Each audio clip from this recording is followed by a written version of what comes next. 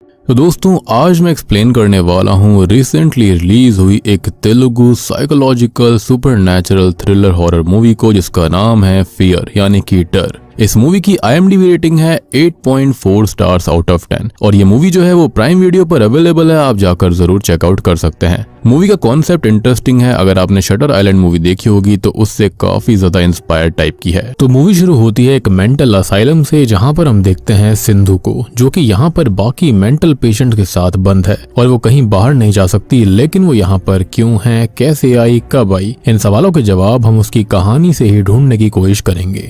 अब आगे जाने से पहले बता दें कि मूवी यहाँ पर 3 टाइमलाइंस में चलती है। पहला तो ये मेंटल हॉस्पिटल वाला टाइम है, मतलब कि प्रेजेंट है, जहाँ पर अभी सिंधु मौजूद है। दूसरा उसकी जवानी का समय है और तीसरा उसके बचपन का समय। और बेटर अंडरस्टैंडिंग के लिए हमें ये तीनों समय साथ में ही आगे पीछे देखने होंगे, तो सब यहाँ पर आप थोड़ा सा ध्यान दीजिएगा। ओके, तो सिंधु यहाँ पर मेंटल असाइलम में जागती है, जिसे जगाने वार्डन आती है और वो देखती है कि वो बेड छोड़कर जमीन पर सो रही थी और यहाँ पर उसका सेपरेट रूम और सेपरेट रूल्स हैं। हालांकि नॉर्मल केसेस में ऐसा होता नहीं है और हम उसकी जवानी वाला समय यानी कि कुछ समय का फ्लैशबैक देखते हैं, जिसके अंदर वो अपने बॉयफ्रेंड संपत और उसके परिवार के साथ रहती है। उसकी जिंदगी काफी हैपनिंग है, सब उसे बहुत चाहते हैं, वो जो करना चाहती है करती है और आज वो अपनी बेस्ट फ्रेंड बिंदु के साथ शॉपिंग पर कहीं पर जा रही है, जिसके लिए वो रेडी होने लगती है। अब यहाँ पर वो ब्रेकफास्ट निकालती है, लेकिन दरवाजे पर तभी दस्तक होती है और संपत ने उसके लिए फ्लावर्स भेजे थे, जिनको लेकर वो अंदर आती है और देखती है कि उसका ब्रेकफास्ट बोल डाइनिंग टेबल से गायब हो चुका था, जो कि उसे काफी अजीब लगता है क्योंकि 2 से 3 मिनट पहले ही वो यहाँ पर उसे लेकर आई थी। खैर फिलहाल वो इस पर इतना ध्यान नहीं देती और अपनी बेस्ट फ्रेंड के साथ शॉपिंग पर निकल जाती है।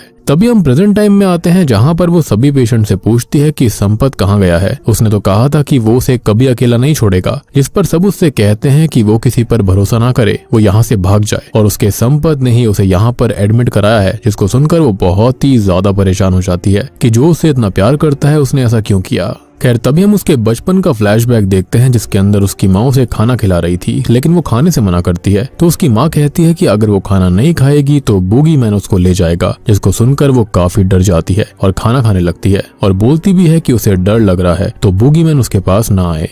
खैर अब तभी उससे मिलने के लिए ट्विन सिस्टर्स बिंदु और भानु आती हैं, जो कि यहाँ पर नई नई शिफ्ट हुई थी और वो उससे दोस्ती का हाथ बढ़ाती हैं, जिस पर वो कहती है कि उसके भी कोई दोस्त नहीं है तो वो उनकी दोस्त बन जाएगी और अपनी बहन से भी वो उनको इंट्रोड्यूस करवा देती है, एज सिंधु की भी एक ट्विन सिस्टर है। खैर इसी बीच हम उसकी जवानी के समय को देखते हैं, जब वो शॉपिंग पर गई थी तो उसको महसूस होता है कि कोई उसका पीछा कर रहा है, उसको स्टॉक कर रहा है और तभी वो एक हुडेड पर्सन को उसका पीछा करते हुए नोटिस करती है, जिससे कि वो काफी परेशान हो गई थी।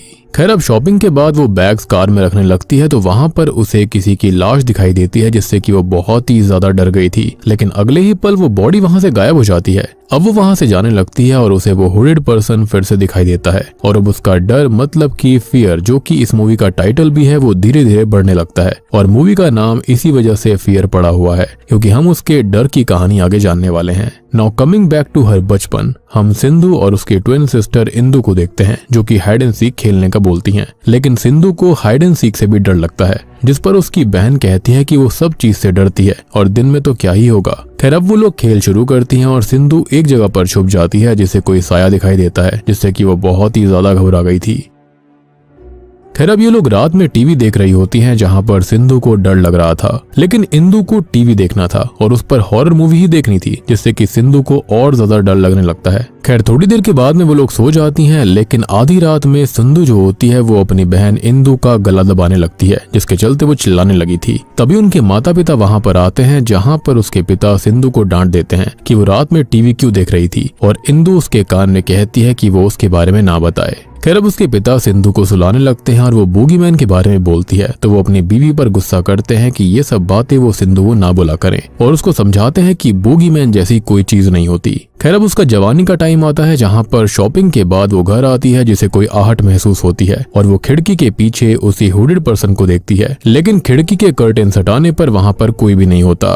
अब वो थोड़ा राहत की सांस लेती है और उसको एक गिफ्ट रिसीव हुआ था, जिसको वो खोलती है तो उसके अंदर उसकी और इंदु की फोटो थी, जिसको देखकर वो काफी खुश होती है। अब इसी बीच वो संपत को याद करती है, जो कि 1 हफ्ते के लिए बिजनेस ट्रिप पर गया था, जहाँ पर उसे भी साथ जाना था, लेकिन वो उसे अपने साथ लेकर नहीं जा सका। खैर अब तभी दरवाजे पर बेल रिंग होती है और वो फिर से थोड़ी सी डरने लगती है। वो बाहर जाकर देखती है तो उसे कोई भी नहीं दिखाई देता, लेकिन हम उस हुडेड शैडो को घर में जाता हुआ देखते हैं। खैर अब जब वो घर के अंदर आती है तो उसे भी वो शैडो यहाँ से वहां जाते हुए दिखाई देती है और अब कोई उसके कंधे पर हाथ रख देता है, जिससे कि वो काफी डर गई थी। अब जब वो पलट कर देखती है तो ये बस संपत का पूरा परिवार था, जिन्हें वो बताती है कि यहाँ पर कोई तो था। तो वो उसे सोने के लिए भेज देते हैं और कहते हैं कि वो घर को अच्छे से चेक कर लेंगे। खैर अब हम उसकी बचपन की कहानी देखते हैं, जब संपत उसे पहली बार मिला था और उसका दोस्त बन गया। वो अपनी बहन से भी इसके बारे में बात करती है, जो कि कहती है कि सिर्फ हाय हेलो से कोई दोस्त नहीं बनता, बाकी चीजें जैसे कि वाइब्स, टेस्ट वगैरह भी मैच होनी चाहिए। सिंधु संपत के साथ और वक्त बिताती है और दोनों करीब आ जाते हैं और बहुत ज्यादा करीब हो जाते हैं। उन्हें प्यार हो जाता है और बड़े होने पर संपत ये घर खरीद लेता है, जहाँ पर वो अपने परिवार और सिंधु के साथ रहता है। अब बचपन में सिंधु, इंदु, बिंदु और भानु एक पुराने अबैंडन घर में जाती हैं, जहाँ से उन्हें अपनी बॉल उठानी थी। और यहाँ सिंधु को काफी डर लग रहा था, जिसको चमगादड़ दिखाई देते हैं, जिनसे वो काफी डर जाती है।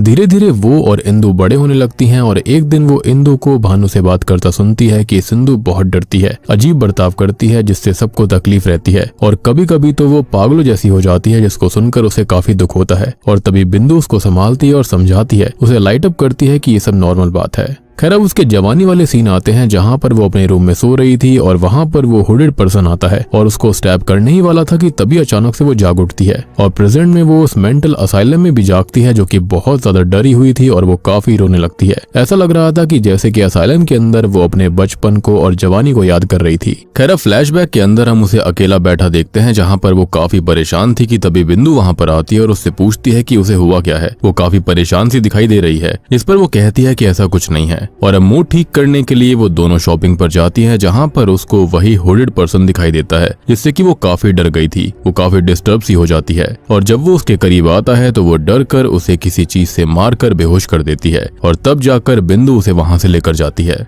खैर अब हम उसके फ्लैशबैक में आ जाते हैं, जहाँ पर वो टीनेज में आ गई थी, लेकिन उसका डर अभी भी खत्म नहीं हुआ है। उसका डर उतना का उतना ही है और उसके डर की वजह से दूसरे बच्चों को काफी तकलीफ होती है, जिससे कि उसे स्कूल से भी निकाल दिया गया था। अब वो घर पर पढ़ाई करके एग्जाम्स देने स्कूल तो जा सकती थी, लेकिन पढ़ने के लिए स्कूल नहीं जा सकती। उसके पिता प्रिंसिपल से काफी रिक्वेस्ट करते हैं, लेकिन वो काफी टाइम से उसको माफ करते आ रहे थे, तो अब वो उसको और ज्यादा माफ नहीं कर सकते। अब हम एक और फ्लैशबैक देखते हैं, जिसके अंदर वो इंदु से मिलने आती है और कहती है कि संपत मिल नहीं रहा है, तो क्या उसने उसे कांटेक्ट किया। लेकिन इंदु उससे नाराज है, क्योंकि वो भी संपत को पसंद करती थी, जिससे कि सिंधु को हमेशा चिढ़ हुआ करती और उसने उससे झगड़ा भी कर लिया था, जिससे कि अब इंदु अपनी बहन से बात नहीं करती और कहती है कि उसका संपत से कोई संपर्क नहीं है। अब इसी बीच सिंधु घर पर सो रही होती है, जहाँ पर दो मास्क पहने हुए व्यक्ति आए थे, जिनसे वो बचने की कोशिश करती है, लेकिन वो उसे पकड़कर कोई इंजेक्शन मारकर बेहोश करके वहां से चले जाते हैं। Now coming back to the asylum, हम वहां पर देखते हैं कि नर्स सिंधु को दवाई दे रही थी और वो बार बार संपत के पास जाने के लिए उसको यहाँ पर बुलाने के लिए बोल रही होती है। अब थोड़ी देर के बाद में सिंधु को सेडेटिव देकर शॉक थेरेपी के लिए बिठाया जाता है, जहाँ पर डॉक्टर उससे कहते हैं कि अब वो कोऑपरेट करे और उसे सब सही बताए, जिससे कि वो उसे जल्दी से ठीक करेगा, नहीं तो वो हमेशा के लिए यहीं पर बंद रहेगी। और वो फिर से कहती है कि संपत कहाँ पर है, जिस पर डॉक्टर चिल्लाकर बोलता है कि बार बार सेम सवाल, जिसका जवाब देते देते वो थक चुका है कि संपत नाम का कोई भी व्यक्ति एग्जिस्ट नहीं करता। जिसको सुनकर वो थोड़ी सी क्रीपी सी स्माइल करती है और अब तभी उसे शॉक थेरेपी दी जाती है। हालांकि थोड़ी सी शॉक थेरेपी तो हमको भी मिल चुकी है कि आखिर हम जिस संपत को अब तक देखते आ रहे थे वो कौन था, और अगर वो एग्जिस्ट नहीं करता तो फिर यहाँ पर माजरा आखिर था क्या। खैर फिर से हम सिंधु की जवानी वाले सीन्स देखते हैं, जहां पर वो संपत की मिसिंग होने की रिपोर्ट लिखवाने के लिए पुलिस स्टेशन गई हुई थी, लेकिन पुलिस ऑफिसर उल्टा उससे बदतमीजी करके उसको ही लॉकअप के अंदर बंद कर देते हैं। अब थोड़ी देर के बाद में संपत के माता पिता उसे छुड़ा लेते हैं और घर पर लेकर आते हैं। अब घर आकर वो संपत को कॉल करती है, जिसका कॉल नहीं लग रहा था, और हम एक और फ्लैशबैक देखते हैं, जिसके अंदर उसे संपत के ऊपर शक था और वो उससे ये कहता है कि वो उसके ऊपर शक करना बंद कर दे, नहीं तो वो गायब हो जाएगा, जिससे वो काफी दुखी होती है और फिर वो उससे माफी मांगता है। अब इसी बीच हम बचपन का फ्लैशबैक देखते हैं, जहाँ पर इंदु अपनी बहन पर गुस्सा कर रही थी कि उसके डर की वजह से वो भी परेशान होने लगी है और माता पिता सिंधु का स्कूल और ट्यूशन बंद करवा चुके थे, लेकिन वो परेशान होती है कि वो ट्यूशन नहीं जाएगी तो संपत इंदु के करीब आ जाएगा।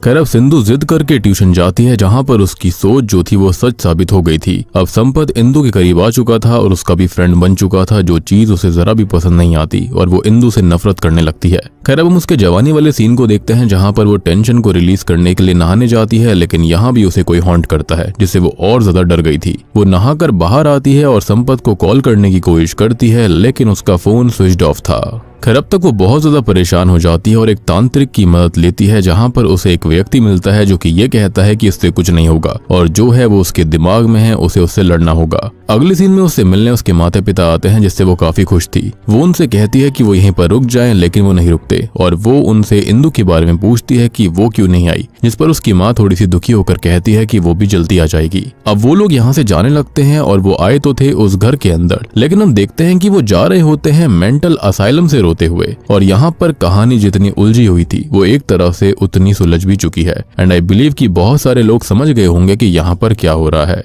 खैर अब वो बाहर बैठी हुई थी, जिसके पास संपत के माता पिता और उसके कजन्स आते हैं, जो कि उसको समझाते हैं कि वो जल्दी वापस आ जाएगा और अभी वो जाकर आराम करे। और पूरी मूवी के अंदर इन लोगों ने सिंधु को आराम करने ही भेजा है और अंदर आकर वो अपने ग्रैंडफादर से भी मिलती है, जिन्हें वो बताती है कि वो बहुत परेशान है, जो कि उससे ये कहते हैं कि वो बस अपने दिमाग से लड़े क्योंकि सब वहीं पर है। खैर अब हम टीनेज का फ्लैशबैक देखते हैं, जिसके अंदर इंदु संपत के साथ पढ़ने गई थी, जिससे कि सिंधु काफी चिढ़ जाती है और उल्टा अपनी बहन से ही झगड़ा करने लगती है। खैर अब इस बात पर संपत ये कहता है कि अगर वो उसकी बहन का दोस्त बन भी गया है तो इसमें दिक्कत क्या है, और सिंधु की सोच में कमी है, जिस पर वो काफी चिढ़ जाती है। इनफैक्ट वो अपनी बहन इंदु को ही बोलती है कि उसकी वजह से उसका बॉयफ्रेंड उसे पागल बोल रहा है और उल्टा वो गुस्से में उसको ही धक्का दे देती है। खैर अब अगले सीन में वो अपनी माँ से इंदु के बारे में फिर पूछती है, लेकिन वो कुछ भी नहीं बोलती। अब वो इंदु को डाइनिंग चेयर पर देखती है और उससे माफी मांगती है, लेकिन इंदु अब उससे कोई भी बात नहीं कर रही थी। अब वो बिंदु से ये बात शेयर करती है कि उसने गुस्से में आकर अपनी बहन इंदु को धक्का दिया था, जिससे कि अब वो उससे बात तक नहीं करती।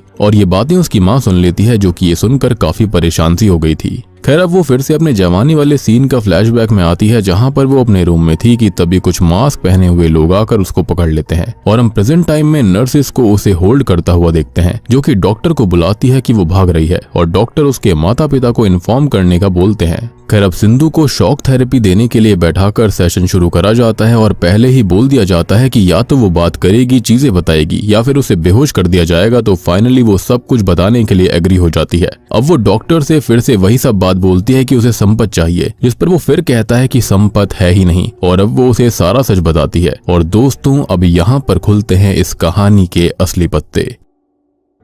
तो बचपन में जब सिंधु ने इंदु को धक्का दिया था तो वो खुद भी बेहोश हो गई थी और उसके माता पिता उसे डॉक्टर के पास लेकर आए थे। अब डॉक्टर उसे हिप्नोटाइज करके उससे कुछ कुछ बातें करते हैं और फिर बाहर आते हैं। यहाँ पर वो उसके माता पिता के सामने पूछते हैं कि उसे कौन कौन पसंद है, तो वो बताती है कि उसे उसके पेरेंट्स, इंदु, बेस्ट फ्रेंड बिंदु और संपत पसंद है। खैर अब आगे डॉक्टर उससे ये पूछते हैं कि उसे कौन कौन पसंद नहीं है, जिस पर वो कहती है कि उसे बूगीमैन मतलब कि वही हुरिड व्यक्ति पसंद नहीं है। खैर अब डॉक्टर सिंधु को बाहर भेजते हैं और उसके माता पिता से बात करते हैं कि सिंधु के बचपन में कुछ हुआ था क्या। तो वो बताते हैं कि उनको असल में ट्विंस लड़कियां हुई थी, लेकिन दूसरी बेटी जिसका नाम इंदु रखा गया था वो कुछ महीने के अंदर ही खत्म हो गई। अब एक दिन सिंधु ने उसकी तस्वीर देख ली थी जब वो मात्र 5 साल की थी, तो उसकी माँ ने उसे बताया कि वो भगवान के पास चली गई है और फिर उसकी फोटो को छुपा दिया। अब सेम टाइम पर सिंधु अपने ग्रैंडफादर जिनसे वो बहुत ही ज्यादा करीब थी वो उसके सामने ही खत्म हो जाते हैं और इससे सिंधु काफी बीमार पड़ गई थी। अब डॉक्टर यहाँ पर उनको पूरा माजरा समझाते हैं। तो सिंधु को 5 साल की एज से ही मेंटल डिसऑर्डर है, जिसे schizophrenia hallucinations with sensory experience कहा जाता है।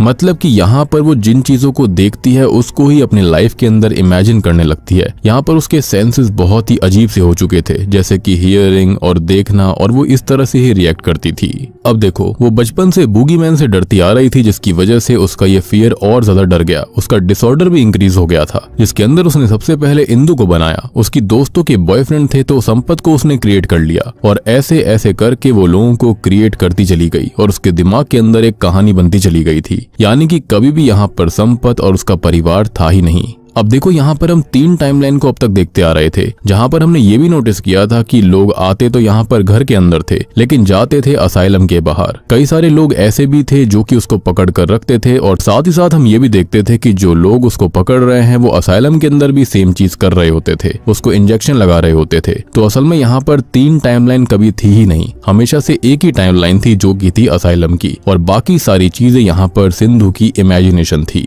यानी कि जब वो बचपन वाला हादसा हुआ था उसके बाद से ही उसको यहाँ पर एडमिट करा गया था, जिसका ट्रीटमेंट अब तक चालू है और वो ठीक हो सकती थी लेकिन वो दवाइयां स्किप करती थी, जिससे कि उसका इमेजिनेशन और भी ज्यादा वाइल्ड होता चला गया था। अब जैसे कि सिंधु ने कभी किसी की बात सुन ली जिसके अंदर सीरियल का जिक्र करा गया था तो वो ब्रेकफास्ट बोल क्रिएट कर लेती थी और इसी तरह से उसका ब्रेकफास्ट वाला बोल गायब हो गया था। उसने कभी किसी नर्स की बात सुनी कि उसके पति ने उसको फ्लावर्स भेजे हैं तो वो वही क्रिएट कर लेती थी। किसी का पति कहीं बाहर गया है तो उसके दिमाग में संपत भी बिजनेस ट्रिप पर चला जाया करता। अब किसी नर्स के पति ने उसे शॉपिंग के लिए पैसे दिए थे तो उसके दिमाग में भी वो शॉपिंग के लिए जाती थी। अब बात रही वो तांत्रिक वाली, तो उसके माता पिता उसे बचपन में डॉक्टर से पहले तांत्रिक के पास लेकर गए थे। उनको लगा कि शायद से उसके ऊपर किसी का भूत आया है, यानी कि भूत बाधा हुई है। तो इसी के चलते उसने इस कहानी को भी अपनी जिंदगी में जोड़ लिया था। और जिसने कहा था ना कि दिमाग में है सब कुछ, तो वो उसके अंकल थे जो कि उसके माता पिता को सलाह दे रहे थे कि वो उसे डॉक्टर के पास लेकर जाए। खैर अब यहाँ पर वो 2 लोगों से मिली जो कि बच्चों को ट्रीट करते थे, तो उन्हें संपत के माता पिता और बाकी के लोगों को भाई बहन बना दिया। खैर अब फाइनली डॉक्टर सिंधु से कहते हैं कि संपत और बाकी लोग एग्जिस्ट नहीं करते और अब तक उसके माता पिता जो कि रियल थे वो वहां पर आ चुके थे।